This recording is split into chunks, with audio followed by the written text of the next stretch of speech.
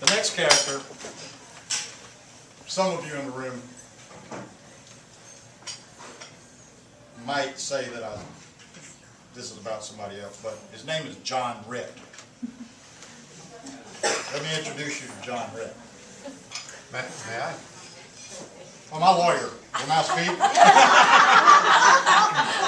Does anybody in here know who John Jim Rhett is? Okay. Yeah. Okay. Okay. That's the only question I'm going to ask. Okay. This guy's name is John Rhett. Chapter 9. John Rhett was one of South Carolina's most notorious politicians, which is saying something. The former U.S. Congressman was defrocked a few years earlier after admitting to the FBI that he accepted $50,000 in bribes from some fake Arab sheiks in an undercover sting known as Ad Scam. He resigned from Congress and served 13 months with a 2-year prison sentence. Still, many South Carolinians admired Rhett because, as he explained to People magazine, he made love to his buxom wife Tina on the steps of the U.S. Capitol a few years before. That was a sex scandal of the late 1970s that spotlighted the Horry County con man who never saw a jug of whiskey he didn't want to chug, a beautiful woman he didn't want to screw, a joint he didn't want to choke, a line he didn't want to snort, or a bribe he didn't want to take.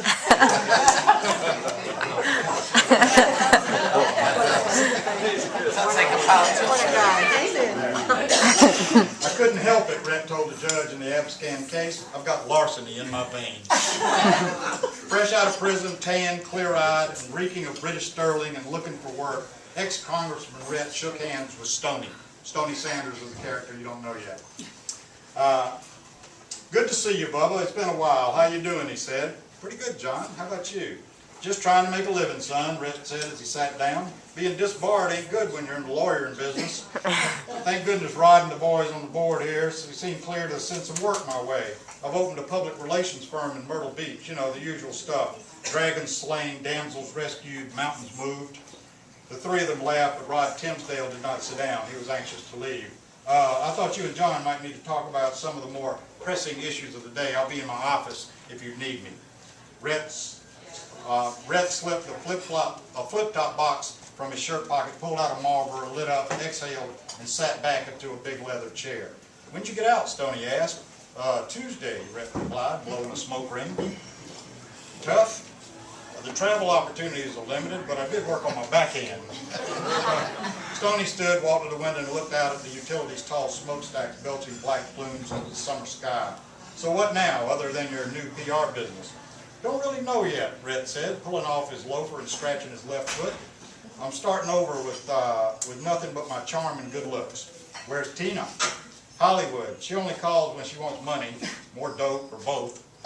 Tina's a junkie? Not really, but her friends are. And you help her out? Occasionally, Rhett said, looking Stoney in the eyes for the first time since he walked into the room. I help people that I like when they're looking. Well, Stoney said, glancing towards the door, I know somebody who's looking. Really? Rhett feigned. Yeah, really. With that, the two men headed out the parking lot and talked loudly about some great new fishing tackle out in the trunk of Rhett's car. The sun was hot and both men wore sunglasses as they backslapped and laughed their way out of the administration building. When they got to Rhett's blue Cadillac, he popped the trunk, leaned over and peeled back an army blanket under which there were 5 Ziploc sandwich bags full of pure white cocaine. Rhett snatched 2, palmed them in his right hand, and dropped them into Stoney's left coat pocket. How much I owe you? Stoney whispered. Rhett shut the trunk, slapped Stoney on the back again, and said in a low voice, not a thing, pal, because it didn't happen. You know they put people in jail for that shit.